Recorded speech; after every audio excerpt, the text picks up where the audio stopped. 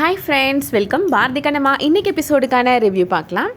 பாரதி வீட்டில் நடக்கிறத காமிக்கிறாங்க. பாரதி இப்போது நைட்டு வீட்டுக்கு வராரு. பாரதிட்ட சௌந்தர்யா கேட்குறாங்க, என்னப்பா நல்லா இருக்கியா, சௌக்கியமாக இருக்கியா அப்படின்னு கேட்குறாங்க. என்னம்மா கிண்டல் பண்ணுறீங்களா அப்படின்னு பாரதி கோபமாக கேட்குறாரு. சௌந்தர்யா சொல்கிறாங்க, உன்னை வீட்டில் பார்க்க முடியறதே இல்லை, எப்போ பார்த்தாலும் ஹாஸ்பிட்டல்லே இருக்கிறேன், அதான் உன்னை பார்க்கும்போது தானே நல்லா விசாரிக்க முடியும் அப்படின்னு சொல்கிறாங்க. செய்கிறதெல்லாம் செஞ்சுட்டு இப்போ கடுப்பேற்றுற வேலையை பார்க்குறீங்களா அப்படின்னு பாரதி சொல்கிறாரு. எனக்கு ரொம்ப டயர்டாக இருக்குமா, நான் சண்டை போடுற மூடில் இல்லைம்மா அப்படின்னு சொல்கிறாரு பாரதி. சௌந்தர்யா சொல்கிறாங்க, நாளைக்கு ஒரு ஃபங்க்ஷன் இருக்குது, நீ அதுக்கு கண்டிப்பாக வரணும், நாளைக்கு அப்பாயின்மெண்ட் இருக்குது ஹாஸ்பிட்டலில், அப்படி இப்படின்னு எந்த சாக்கும் என்கிட்ட சொல்லக்கூடாது அப்படின்னு சொல்கிறாங்க. ரொம்ப இம்பார்ட்டண்டான ஃபங்க்ஷன், நம்ம எல்லோரும் கண்டிப்பாக போய் ஆகணும் அப்படின்னு சௌந்தர்யா சொல்கிறாங்க. என்னம்மா ரொம்ப பில்டப் கொடுக்குறீங்க, யார் அந்த விஐபி அப்படின்னு கேட்குறாரு பாரதி. வெண்பா தான், நாளைக்கு வெண்பாக்கு தான் ஃபங்க்ஷன் அப்படின்னு சௌந்தர்யா சொல்கிறாங்க. அதிசயமாக வெண்பா வீட்டு ஃபங்க்ஷனுக்கு தடபுடலாக கிளம்புறீங்க அப்படின்னு கேட்குறாரு பாரதி. உனக்கும் வெண்பாவுக்கும் கல்யாணம் நீங்கள் 2 பேரும் ஏற்பாடு பண்ணியிருந்தீங்கன்னா எங்களுக்கு பிடிக்காது, ஆனால் வெண்பாவுக்கும் இன்னொரு பையனுக்கும் தானே கல்யாணம், இது எப்படி எனக்கு பிடிக்காமல் போகும், இது நடக்கணும்னு தானே இத்தனை நாளாக ஆண்டவன்ட்ட வேண்டிட்டு இருந்தோம் அப்படின்னு சொல்கிறாங்க.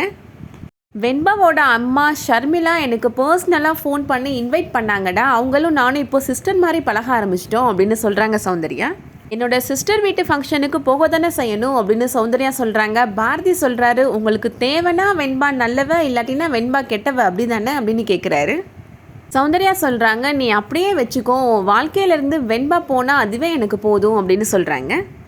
நான் சொல்கிற டைமுக்கு நாளைக்கு கிளம்பி என் கூட நீ ஃபங்க்ஷனுக்கு வா, உன்னை கண்டிப்பாக ஃபங்க்ஷனுக்கு கூட்டிகிட்டு வரணும்னு வெண்பாவோட அம்மா சொல்லியிருக்கிறாங்க அப்படின்னு சௌந்தர்யா சொல்கிறாங்க. அடுத்ததான் வெண்பா வீட்டில் நடக்கிறத காமிக்கிறாங்க. சாரதி நிறைய தர்பூசணி வாங்கிட்டு வராரு. ஷர்மிளா, எதுக்கு மாப்பிள்ள இவ்வளோ பழம் வாங்கிட்டு வந்திருக்கிறீங்க அப்படின்னு கேட்குறாங்க. வெண்பாவுக்கு தர்பூசணினா ரொம்ப பிடிக்குமாமே, லாரி நிறைய பழம் வந்துட்டுருக்கு, அதில் கீழே விழுந்ததை தான் நான் கேஷ் பண்ணி கொண்டு வந்திருக்கிறேன் அப்படின்னு சாரதி சொல்கிறாரு. வெண்பாக்கு எதெல்லாம் பிடிக்கும்னு தெரிஞ்சுட்டு செய்கிறது தானே ஒரு மாப்பிள்ளையோட கடமை அப்படின்னு சாரதி சொல்கிறாரு. நீங்கள் இப்போ எங்கே போயிட்டு வரீங்க அப்படின்னு ஷர்மிளா கேட்குறாங்க. நான் பாரதியை பார்த்துட்டு வரேன் அப்படின்னு சாரதி சொல்கிறாரு. பாரதி கண்ணம்மா 2 பேரையும் நம்ம ஃபங்க்ஷனுக்கு இன்வைட் பண்ணியிருக்கிறேன் அப்படின்னு சொல்கிறாரு சாரதி. உண்மையிலே கண்ணம்மா ரொம்ப நைஸ் பர்சன், பழகுன கொஞ்ச நாளையிலேயே தம்பி என் ரொம்ப பாசமாக இருக்கிறாங்க அப்படின்னு சொல்கிறாரு. ஷர்மிளா இப்போது சாரதிட்ட இருந்து கண்ணம்மாவோட நம்பர் வாங்கி ஃபோன் பண்ணுறாங்க. கண்ணம்மா ஃபோன் அட்டன் பண்ணுறாங்க. நான் ஷர்மிளா பேசுகிறேன் அப்படின்னு சொல்கிறாங்க. எந்த ஷர்மிளா அப்படின்னு சொல்லிட்டு கண்ணம்மா கேட்குறாங்க. வெண்பாவோட அம்மா பேசுகிறேன் அப்படின்னு சொல்கிறாங்க. அதை கேட்ட உடனே நல்லா இருக்கிறீங்களா ஆண்டி அப்படின்னு கேட்குறாங்க கண்ணம்மா. கண்ணம்மாவை நம்ம எவ்வளோ திட்டிருக்கிறோம், இருந்தாலும் நம்மகிட்ட தன்மையாக நலம் விசாரிக்கிறாளே, ரொம்ப நல்லவளாக இருக்கிறா அப்படின்னு நினைக்கிறாங்க ஷர்மிளா. சக்திக்கு ஹார்ட் ஆப்ரேஷன் பண்ணின விஷயத்தில் நீ எடுத்துகிட்ட எல்லா ஸ்டெப்புமே ரொம்ப அப்ரிஷியேட் பண்ணுற மாதிரி இருந்துச்சுமா அப்படின்னு சொல்லி பாராட்டுறாங்க. நாளைக்கு வீட்டில் ஒரு ஃபங்க்ஷன் இருக்குது, நீ கண்டிப்பாக வந்து அட்டன் பண்ணணும் அப்படின்னு கண்ணம்மாவை இன்வைட் பண்ணுறாங்க. நான் கண்டிப்பாக வந்து கலந்துக்கிறேன் ஆண்டி அப்படின்னு கண்ணம்மாவும் ஓகே சொல்லிடுறாங்க.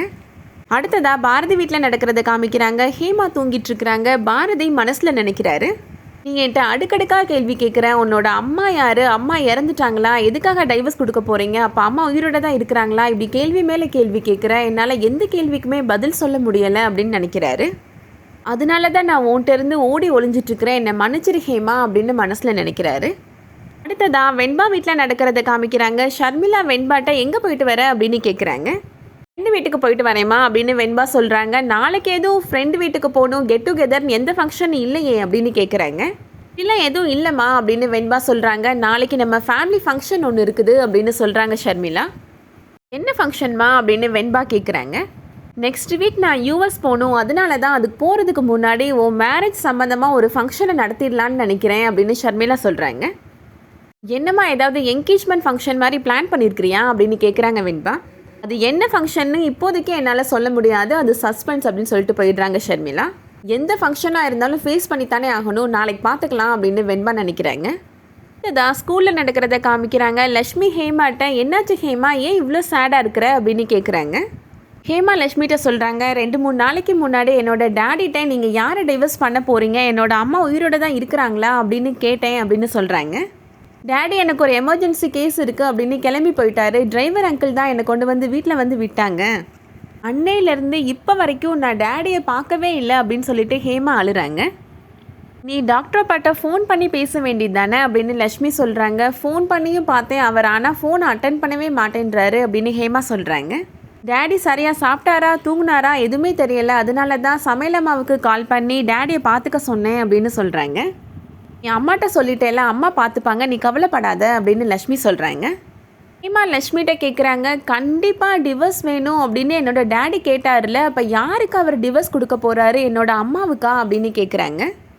என்னோட அம்மா உயிரோட தான் இருக்கிறாங்களா, எங்கே இருக்கிறாங்கன்னு எனக்கு ஒரே யோசனையாக இருக்குது அப்படின்னு ஹேமா சொல்கிறாங்க.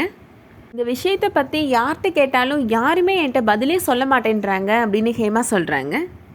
எல்லாரும் சேர்ந்து என்கிட்ட ஏதோ ஒரு விஷயத்தை மறைக்கிறாங்க, அம்மா உயிரோட இருக்கிறாங்களா இல்லையான்ற விஷயத்தை நான் கண்டுபிடிக்கணும் அப்படின்னு சொல்கிறாங்க. அதோட எபிசோட் முடியுது. இந்த வீடியோ உங்களுக்கு பிடிச்சிருந்துச்சுன்னா லைக் பண்ணிக்கோங்க. சீரியல் அப்டேட்ஸ்க்கு நம்ம சேனலை சப்ஸ்கிரைப் பண்ணிக்கோங்க. தேங்க்ஸ் ஃபார் வாட்சிங்.